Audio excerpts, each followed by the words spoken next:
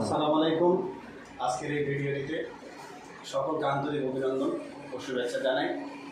আজকে আমি আপনাদের শেখাবো কিভাবে মিশ্র ভগ্নাংশকে অপরিকৃত ভগ্নাংশে পরিণত করতে হয়। চলুন আসি। আমরা প্রথমে একটি মিশ্র ভগ্নাংশ এইভাবে টুকে নেব। ধরে নাও 5×3/7। এই সংখ্যাটিকে কিভাবে আমরা মিশ্র ভগ্নাংশ থেকে অপরিকৃত ভগ্নাংশে পরিণত করব। তো প্রথমে আগে অঙ্কটা টুকে নিতে হবে। টুকে নেওয়ার পর এখানে এভাবে দাঁড়িয়ে দিয়ে দিলাম। এখন 5-এর সঙ্গে 7-এর গুণ 3-এর যোগ।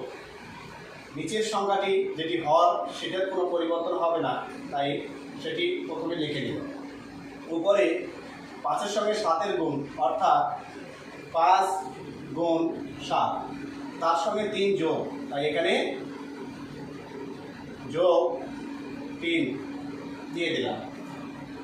এরপরে এবার আমরা গুণ করব। 5 এবং 7 গুণ করলে কত হয়? 5×7 = 35। তাহলে এখানে 35 প্রথমে লিখে দিলাম, তারপরে যোগ চিহ্ন 3। নিচে কত আছে? নিচে আছে 7। এবার 35 আর 3 যোগ করলে কত হয়? 35 আর 3, 35, 36, 37, 38 হয়। তাহলে উপরে 38, নিচে 7। এই যে হয়ে গেল, এটি একটি অপরিকৃত ভগ্নাংশ। অপরিকৃত ভগ্নাংশ কাকে বলে? যে ভগ্নাংশের লব বড় এবং হর ছোট হয়।